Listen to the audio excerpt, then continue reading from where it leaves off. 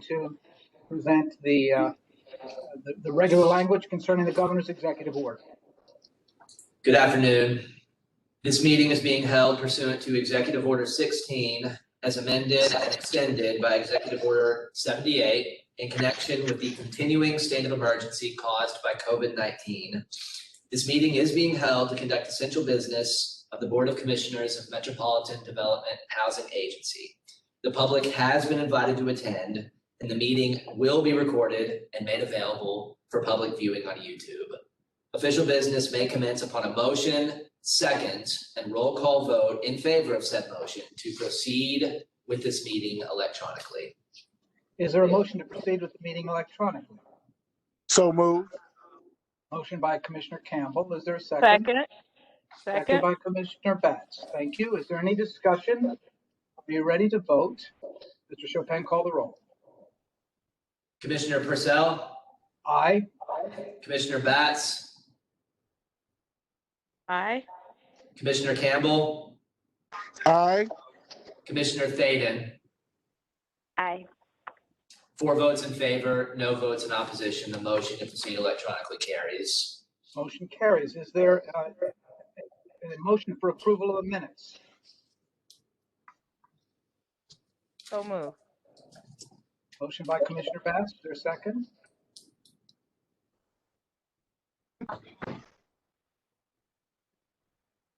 Is there a second? Second. Second by Commissioner Thaden. Any discussion of the minutes? Are you ready to vote? Please call the roll. Commissioner Purcell? Aye. Commissioner Batts? Aye. Commissioner Campbell? Aye. Commissioner Thaden? Aye. 4 votes in favor, no votes in opposition. The motion carries. And the minutes are approved. We're on agenda item number 4, and it is a special pleasure for me to have the opportunity to present. I don't think he needs an introduction in this group, but he needs to be presented. Clifton Harris. Clifton has a distinguished career in public service as well as nonprofit service. We first came to work together when he was charged, now almost 2 decades ago, with the responsibility of beginning a new focus on homelessness in our community. And he did extraordinary work in that role, leading our reformulated homelessness commission and the efforts of the community in the area of homelessness, and did an extraordinary job during the time that we worked together. He has gone on to become the president and CEO of the Urban League of Middle Tennessee, a distinguished group in this community and in this nation. And rather than spend any time talking about it, I'm very thankful that today we have, for that purpose, Clifton Harris to talk with us about his work and the city of Nashville. Welcome, Clifton. Thank you, Mayor Purcell. Thank you, Chairman Purcell and board members of the MDHA board. It is a pleasure to be here with you today and to share a little bit with you about the work of the Urban League. The Urban League is a strategic, influential community partner that spearheads issues related to education equity, workforce development, economic empowerment, and affordable housing. The Urban League of Middle Tennessee is a historic civil rights organization dedicated to economic empowerment, equality, and social justice. Here locally, we were founded in 1968 and by a group of business leaders. We are now celebrating 63 years of service to the Middle Tennessee community. And on the national level, we are celebrating 111 years of service now to our nation. We here in the Urban League of Middle Tennessee are one of 90 affiliates across the country that is doing this work across the country now in partnership with many of individuals throughout our nation, and we serve annually over 3 million people annually collectively together. And so here at the Urban League of Middle Tennessee, we focus on 3 primary areas. workforce development, community and economic development, and education and youth development. We are spearheading the development of social programs and authorizing public policy research and advocates for policies and services that closes the equity gaps in our community. And so in the area of workforce development, we are fighting to create an employment system that offers access to livable wage jobs. We are fighting to provide employment services that closes the racial disparity gaps in our community. And we're fighting to provide graduates of color an opportunity to remain in Davidson County. We lose too many of our graduating seniors and college students to other cities, taking their skill sets and their talents to other communities. And so we're fighting to make sure that we have an opportunity to keep that talent here at home. As it relates to, I mentioned that we also work in the area of community and economic development.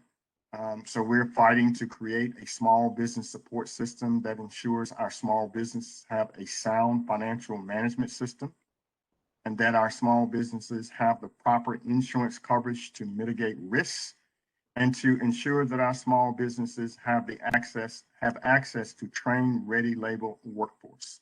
And we do that through several programs that we run. One being co-starters, where individuals can come in with ideas and entrepreneurship and learn how to run a business.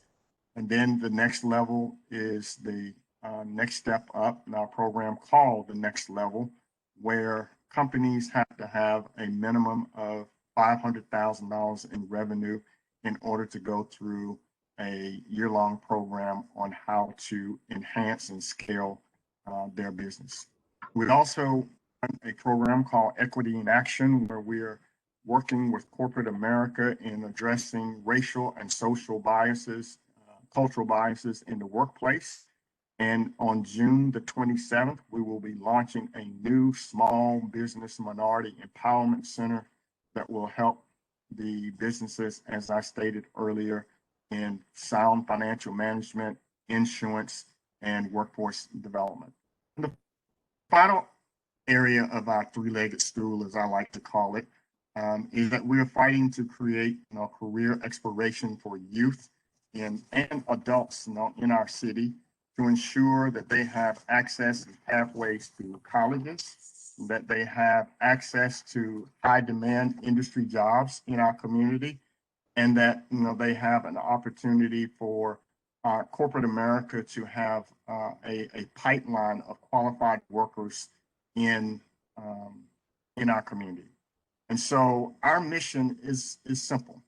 It is to help African Americans and others in underserved communities achieve as true social parity, economic self-reliance, power, and civil rights. Our core tenets has and always continues to be education and youth development, jobs and business development, housing and community development, health and quality of life, as well as justice and civic engagement. We are about empowering communities and changing lives. It is in the DNA of our business to partner with organizations, and we would love to have an opportunity to partner with MDHA to make Middle Tennessee. So I only have one question for you today, and then I will entertain any questions that you may have for me. And that question is simply this: how can we help? How can we help you move your tenants, our brothers, our sisters, to economic self-sufficiency? How can we help our children broaden their desires and have careers that they can see and understand how to get there? After all, I truly believe that public benefits and subsidized housing should be a milestone and not a destination. So thank you for giving me just a few minutes to address you and about the Urban League and the work that we do. And at this time, Mr. Chair, I'll entertain any questions that anyone from the board have of me and the Urban League has. Thank you very, very much. Clifton and I have known each other a long time. I'm very, very thankful, not just for that friendship, but for his leadership now. And he's asked me a question and us a question. I will see if there's any member of the board that would like to provide an answer before I do the same.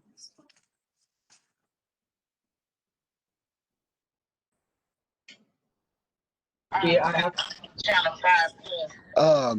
Yes, sir, Commissioner Parcell. This is Commissioner Campbell. I'm very familiar with the Urban League. Y'all do some amazing work. I've sent several people to you all that have turned out real great. Finances is good, good job, successful in life now. So my thing with you is if you all can help us, which I know you all can, because me being a resident of MDHA and working closely in the community of most of the properties of MDHA, I think everything that you all have to offer is what the residents need to be successful residents, not just to live there, to stay where they are, but for them to excel in whatever they want to excel in life. But the question is how could you help us make sure that each resident take advantage of the opportunity that you can give? Because in the past, MDHA has done an amazing job with providing different resources to the residents, but the residents hardly show up to take advantage of the opportunity. So my question is just how could you help us be able to get them out to be able to take advantage of this great opportunity? Yeah, that's a good question, Commissioner Campbell. We do a great job and pride ourselves on the wraparound services that it takes in order to move a person from point A to point B, and to move them on the spectrum of success.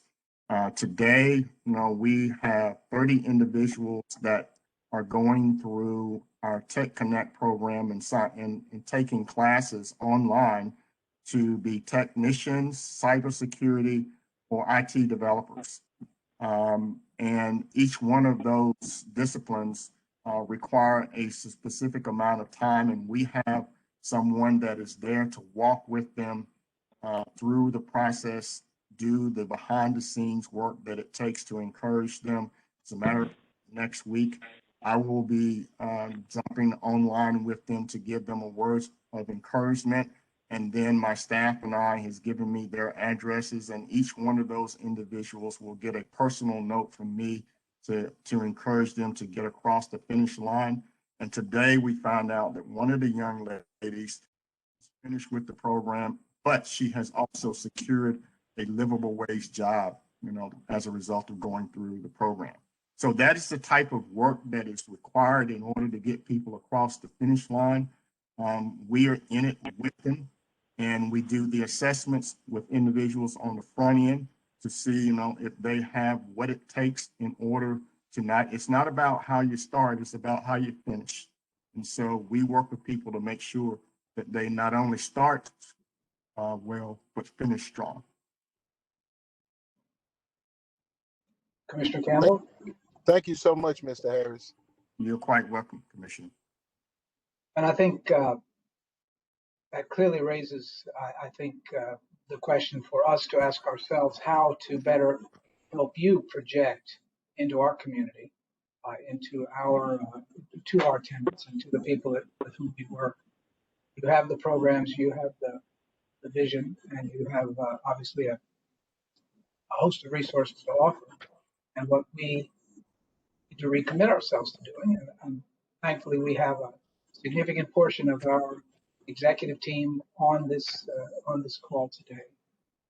We have an opportunity, I think, to think about how we can, as I think Commissioner Campbell indicated, not just raise the bar, but raise the awareness and involvement of people who need exactly what you have and what you're providing right now. Yeah. I mean, even right now, we're doing some research on the benefits cliffs, so that we can enter into a public policy conversation about that, because as we help people move forward, to move from mainstream subsidies, we don't want to penalize them too soon. So yeah, it takes a very different type of hand holding, as I stated earlier, to get people across the finish line. But we will be more than happy to work with you all, to work with the MDHA and the staff in order to brainstorm on how we can best serve the tenant, of MDHA and to move them to livable wage jobs in our community, in high demand industries, I might add. I appreciate that very much. We're in the process of rethinking, relooking at our current social services safety net and network within MDHA. That's an ongoing process now, but I think it's a perfect time, frankly, as we're rethinking that, to also work with you, not just to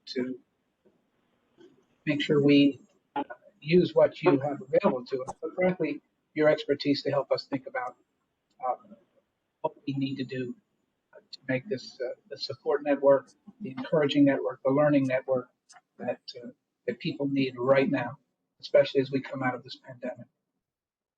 Absolutely. Are there other questions for Clifton Harris? I have a question. This is Commissioner Batts. I was thinking, a way to empower, I like that, to empower the people, not just to stay in housing, but give them an opportunity to come up from housing. And I really believe the mentality, working with the mental state of them, to just let them see that it's scary to go out there and to purchase houses, and but we have to get them prepared to do the things that they need to do, like you said, getting them better paying jobs. The minimum wage needs to be raised. Just getting people involved to just not to continue to, like you say, continue to live in housing for 50 or 60 years or however years it may be. Just rotating so other people can come in and have that opportunity to live in housing. So I appreciate that. That's great. So yeah, thank you. Thank you.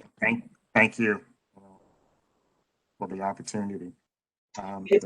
We believe that if we can get people livable wage jobs, then we can leave the housing up to experts like you.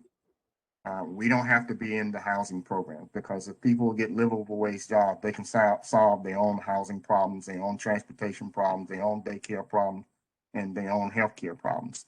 But it starts with a job. And if it costs $80,000 to live comfortably in Nashville, Tennessee, that is not $7.25 an hour. That is not $15 an hour. My math says that is $40 an hour. And so that means that people got to go to school and major in something that's going to pay them that kind of money, or get a trade that's going to pay them that kind of money. And that is, but most people, and adults as well as our youth, do not have a clear pathway of how to get there. I think there's a big gap between traditional education and non-traditional education and workforce. And for our corporations, we cannot let our corporations off the hook. If they want a talented, labor-ready pipeline, they have to put resources in to guaranteeing that happens. So that's the space, the gap that we're filling. And so we've had some success doing that. And again, we welcome the opportunity to move your constituency, from generational housing to that they would want to live in and be proud of. Other questions? Thank you, Commissioner Batts. Any other questions or comments? Mr. Harris, am I allowed to ask you about a national meeting that might occur here, or is that premature? Well, at some point, yes, you can. We are going to be putting in a bid to bring the National Urban League Conference here in 2023, 2024. Mark Morrell will actually be here April 30th for an event that we are having. And so when we get ready to do that, we will need letters of support, from all of our partners.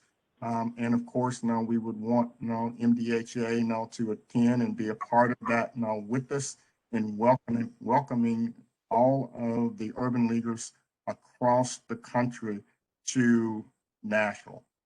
So I'm excited about this opportunity, and we look forward, to working with you to make that happen. Well, Ain't that right, Pat? I hear no objections from Pat at all. I look forward to that as well.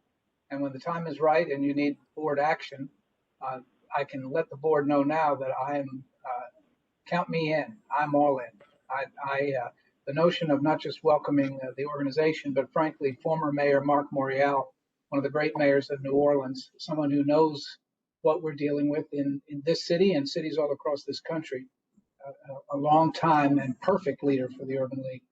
To welcome him in April, to welcome him in a couple of years with the entire organization would be a high point for us. And I certainly hope and believe that MDHA will be supportive in any way that we can. And I'm sure that since you've called Pat's name, that she's thinking right now about how she can be helpful. All right. A couple of budgets away. And Matt, that is approximately a $12 to $15 million spend in our economy here in Nashville. So it has revenue generating resources for our community. Matt, are you excited? You can't always hear him, but he's always excited. You can usually hear me across the city, but I guess I should actually unmute since we're virtual. That would be an awesome development for the city, and certainly look forward to making assisting you with the board's direction and making the pitch. Thank you.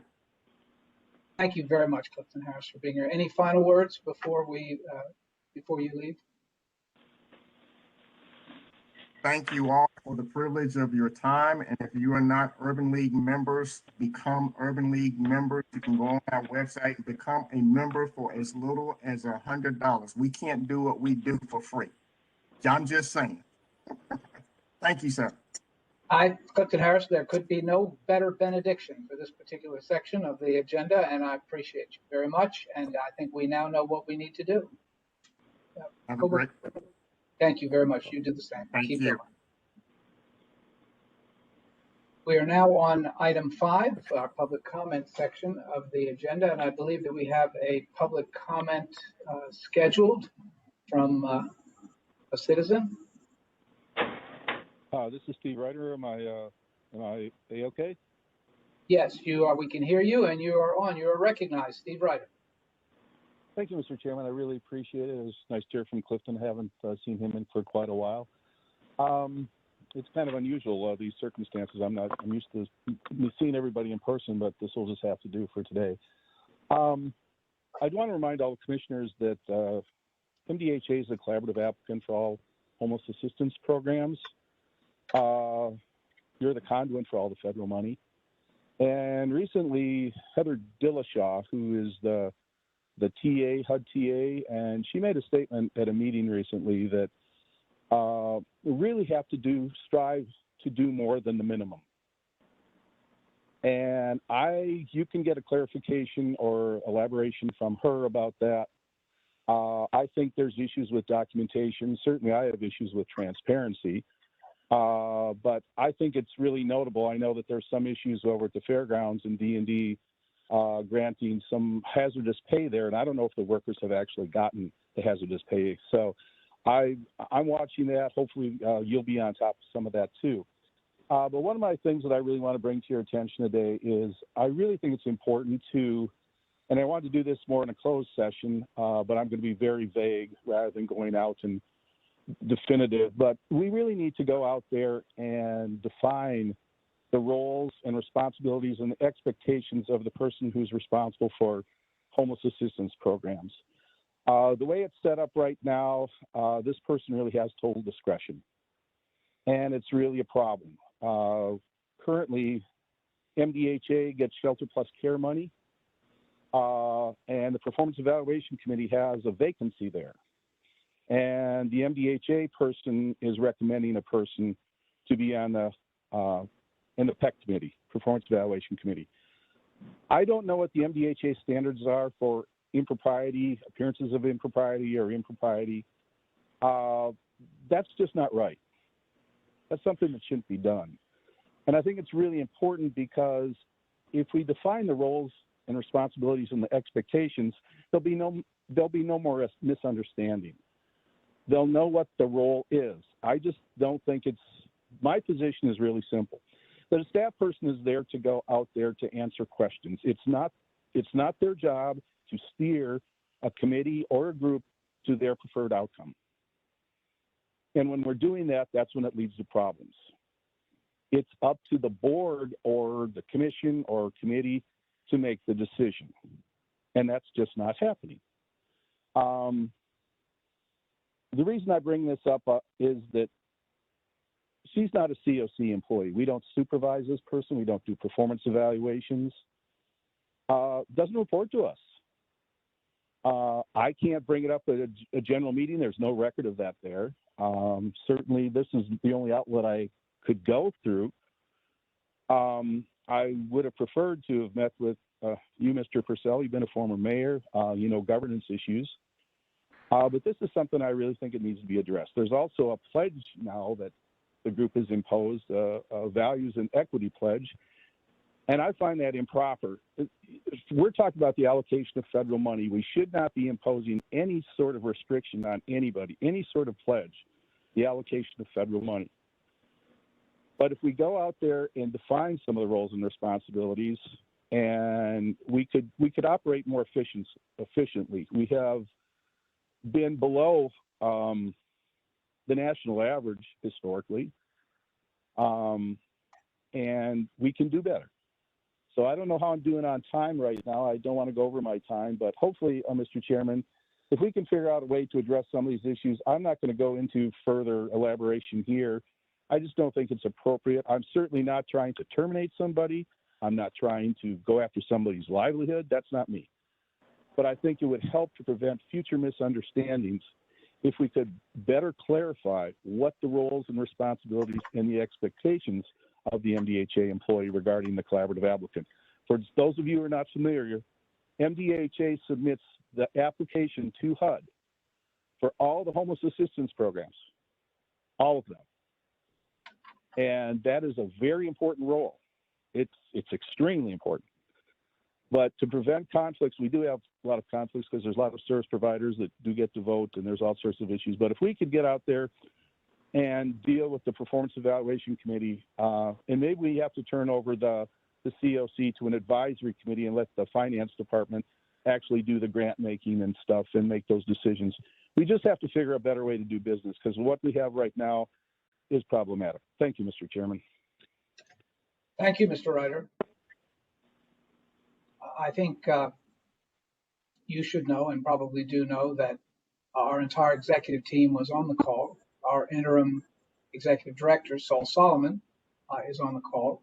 And so all that you've said and the concerns that you've raised have been shared with them. And I know that they will take the appropriate steps to follow up as they see necessary on the matters that you've raised.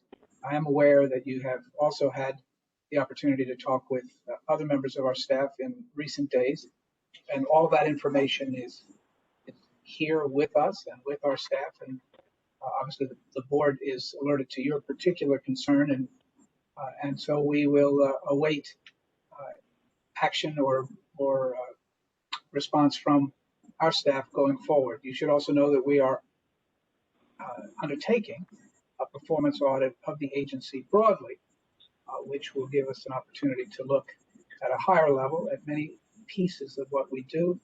And of course, we now have here in the state of Tennessee an outstanding former MDHA employee, Will Biggs, who is in a particularly important and critical role with HUD at the state level. So all of those are, I think, positive signs going forward. And I will always be appreciative for your interest in MDHA. I know that it is a long-standing interest and involvement and engagement as both an observer and also as a participant in our processes. And I'm thankful for that. We're now ready for agenda item number 6. These are reports from committees. The report of the Joint Finance and Development Committee, and I believe Commissioner Ansari was going to lead us in that. Has he joined us? Mr. Chair Purcell, if I may, Commissioner Ansari notified us a little while ago that he will not be able to attend the meeting. So if it is okay with you, since Commissioner Thaden is feeling under the weather, if you'd allow me to sort of describe what happened at the meetings, and then if there's action to be taken, perhaps Bishop Campbell and Commissioner Batts could make motions and second them, that would be great. Is there any objection from the commission to proceeding in that way? And is there any objection to my taking the chair's role in the absence of Chair Thaden and Chair Ansari? There being no objection, go ahead, I'm sorry. Chair Purcell, this is Emily. I am here, but I would appreciate if you would leave the agenda items. Thank you, Commissioner. Without objection, I will do just that. So we are now on item 6, report of the Joint Finance Committee. Mr. Solomon, if you would provide the report. Yeah, so the committee met on April 8th to discuss various matters. The first one being the pilot agreement for Shelby House. Shelby House is a project that will afford up to 195 units of affordable housing. In addition, it will upgrade and modernize 75,000 square foot facility for the Samaritan Recovery Center. We estimate that the tax abatement will be approximately $488,000 for the first year, and that leaves MDHA's annual capacity at $525,230.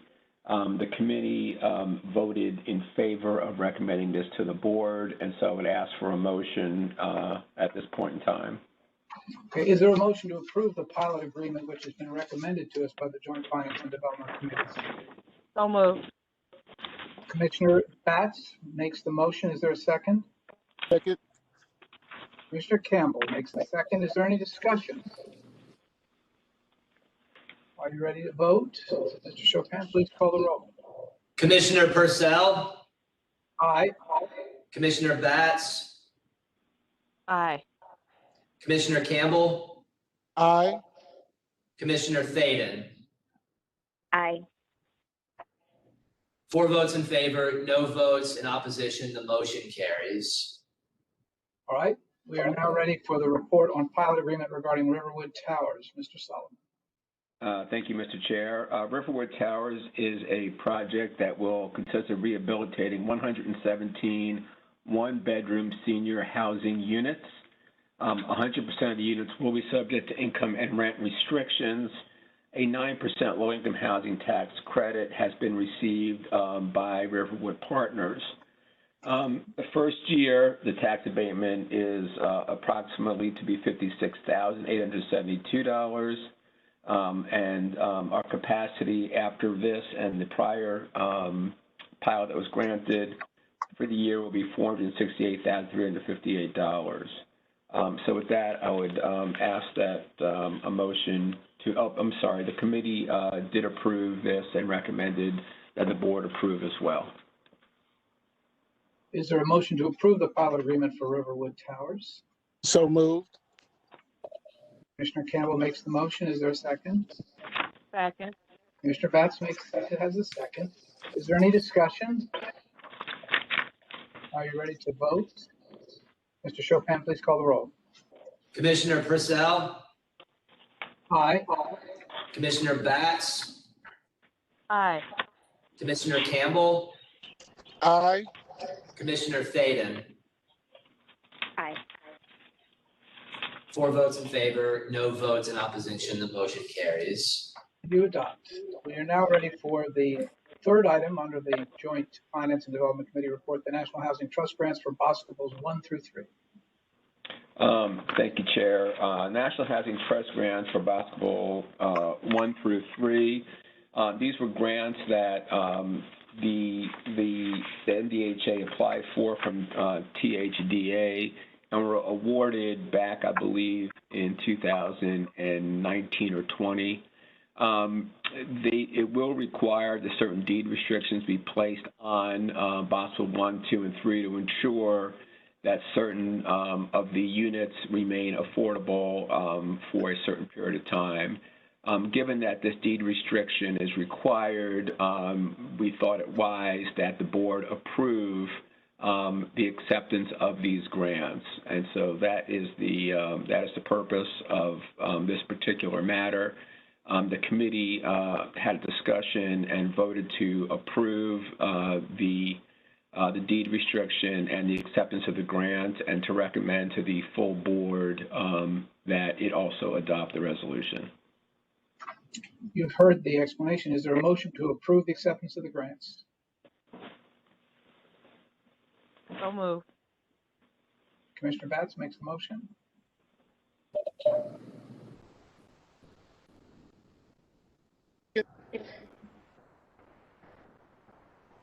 Commissioner Campbell?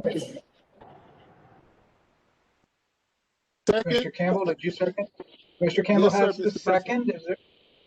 Thank you very much, Commissioner. Is there any discussion? You ready to vote? Mr. Chopin, please call the roll. Commissioner Purcell, Aye. Commissioner Batts, Aye. Commissioner Campbell, Aye.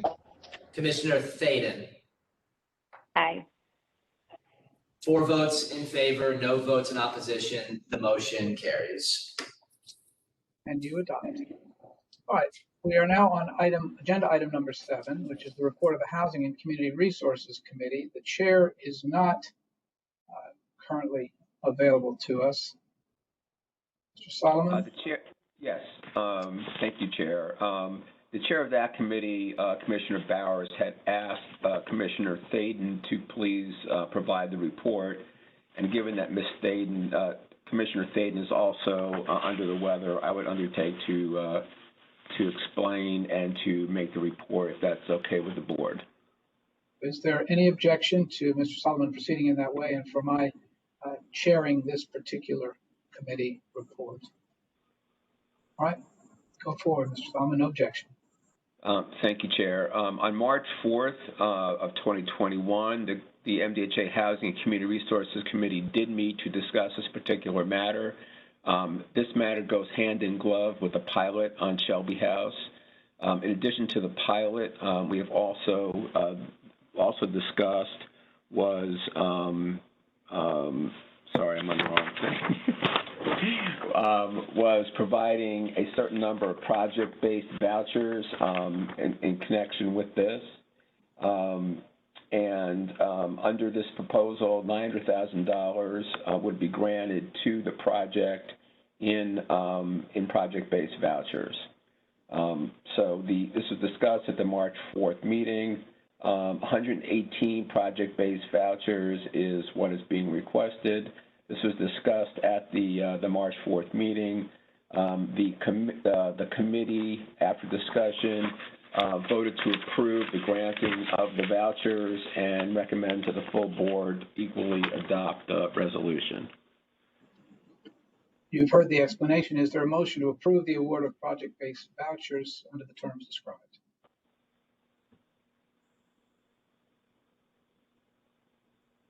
Oh.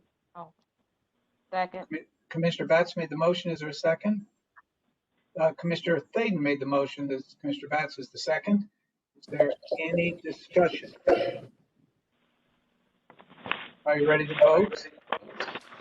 Please call the roll. Commissioner Purcell, Aye.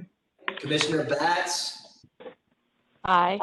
Commissioner Campbell, Aye. Commissioner Thaden. Aye. 4 votes in favor, no votes in opposition. The motion carries. Thank you, Mr. Chopin, and you adopt. We are now on agenda item number 8, which is the report of the Human Resources Committee. Commissioner Ansari is not able to be with us today, and unless there's objection, I would suggest that we move the report of the Human Resources Committee to our next meeting. Is there an objection? Seeing no objection, it's moved to the next meeting. Number 9 on the agenda is the report of the Management Review Committee. The committee has not met, but As chair, I thought it would be good for Pat Thicklin to update you on where we are on the executive director search process. Pat, are you with us? Good afternoon. Good afternoon. On Monday, May 12th, we executed a contract for an executive search firm.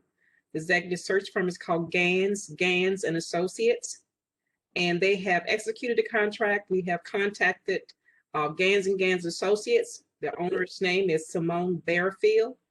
I have spoken with Ms. Bearfield, and she's very excited to work with the commissioners to start the search for our new executive director. Our next step in the process is to have a meeting with the company so that we can develop the search process. She has agreed to start with a virtual meeting, and we would like to start it sometime either in the latter part of this week or the first part of next week. We're a little bit behind schedule in the search process, so we want to start as soon as we can to get the process started. And so if the committee would just provide me with some availability when we can arrange a virtual meeting with Ms. Bearfield, and we'll start the process to begin our search for the new executive director. Thank you. We will have Latanya Ellis coordinate with Ms. Thicklin and the Management Review Committee to get those dates. Good. I think the sooner the better, and I appreciate, Ms. Thicklin, your focus on the time and importance of moving forward, and appreciate all you've done and the team has done to move us to this point. I also thank the committee that was involved in deciding the procurement and the enthusiasm that you're showing for the choice that you made. So, any questions for Ms. Thicklin? Well, Ms. Thicklin, that's a tribute to you. That's the first time we've ever had a report without any questions. I'm just know that. Please make a note and let the minutes reflect that this was an historic report. I appreciate it very much. Thank you. We are now ready for the executive director's report, which is agenda item number 10. Thank you, Chair. Just a few items. As the board knows, we've contracted with a third party to undertake a performance audit of the agency. And at the end of last week, we got a voluminous information request from them, so they could begin to gather data from us, and then they can then compare us with other like agencies. Jim Filgen, bless his heart, is leading that effort and is coordinating with all the various departments in our agency to get to find out what information we can get quickly, what information is going to be more difficult to get. And that process has already begun, and he should know by midweek sort of where we are in getting the material to the third party. In connection with something you mentioned earlier, our taking a look at where we need and what our need is for social services. The first thing I want to mention is that we are now changing our language on these services, and we're moving from social services, which has a certain meaning and perhaps something that is not as current as we'd like it to be, and we're going to call it resident services. So that's what the search is for, so we're now calling this resident services. This effort has been headed by the strategy team. In particular, I want to shout out to Christine Lalonde and Zach Blair for helping get it organized here. They are in the process of putting together the final look at what they think the process should be to recognize gaps and get partners. That is due to me at the end of this week, and then recommendations as how to then fill these gaps will be given to me by the middle of July. So very excited about that, and I think Emil Alexander is also joined now with Christine and Zach in terms of coordinating this. We're also working very closely with Julia Moss's affordable housing team, as well as our other departments that we need to coordinate with. So very excited about the work they've done to date, and very excited about the continuing work there. On the negative side is we've had a series of violence-related activities in and around Cumberland View. We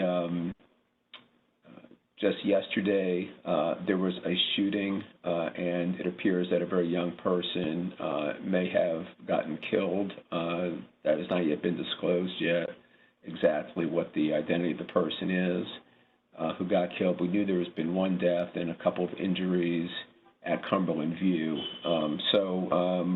Zach Brunel, our head security individual, has been in contact with Commander Gray's North Precinct really continuously over the last 5 or 6 days, and we are looking for ways we can best help there. But again, something that is very sad for all of us, and something we take very seriously, and we're getting right on that. In terms of Amazon, we continue to work with the mayor's office. Amazon has indicated that their application process will be made more clearly sometime this summer. We have now supplied the administration with all the information they have asked for in connection with potential application to Amazon for the money that they have set aside for housing potential in Nashville. We are still struggling with THDA on the 8609s to get certified so that we can access our low-income housing tax credit funds. I know that, like other agencies, they have been under the gun. We understand they're somewhat shorthanded, but obviously without that tax credit money, we continue to pay interest on debt, which this tax credit money would be taking out. So it is somewhat of a concern to us. We'll continue to stay in communication with THDA and Ralph and all. I know they've got a full plate, but this is a matter of importance to us as well. The last thing I want to mention is tenant receivables. We're paying very close attention to that now as they have grown fairly high. There's two avenues we're approaching.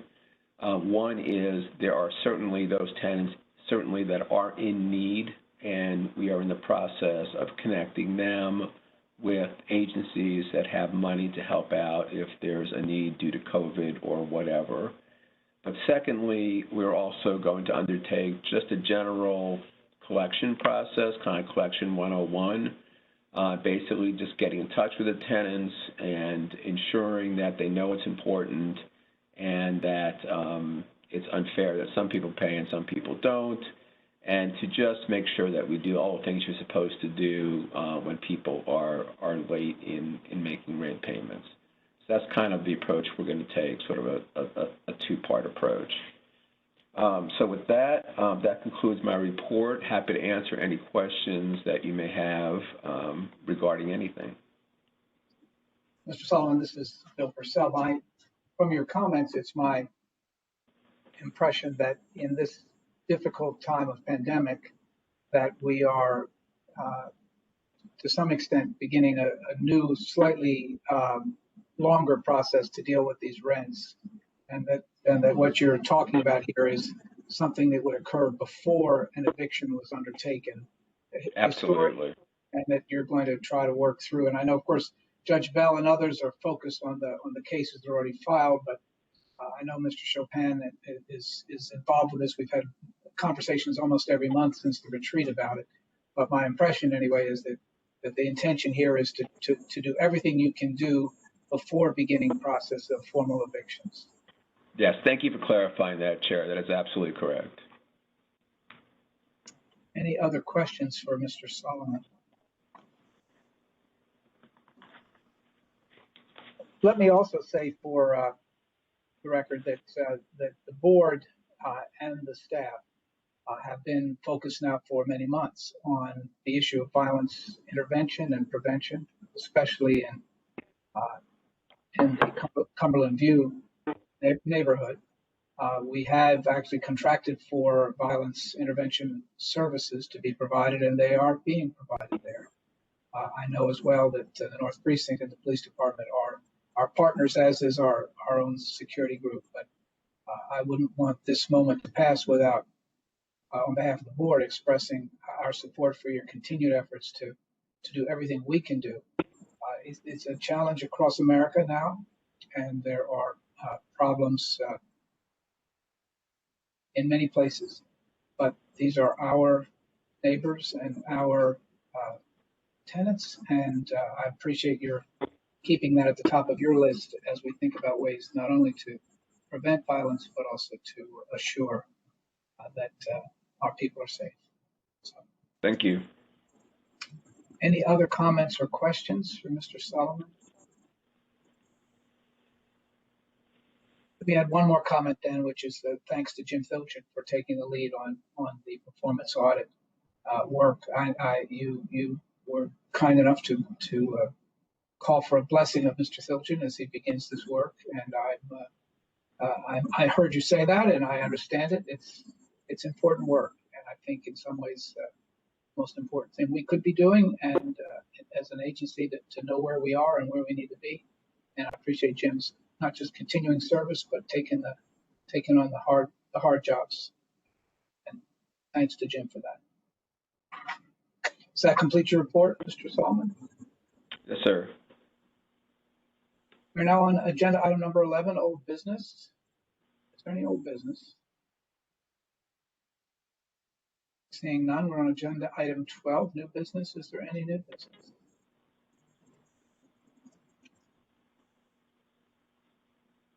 No new business. We're now on item 13, which is adjournment. Unless there is objection to adjournment, there being no further business to come before the agency, we stand adjourned without objection. Thank you all very much, and I will see you soon. Thank you.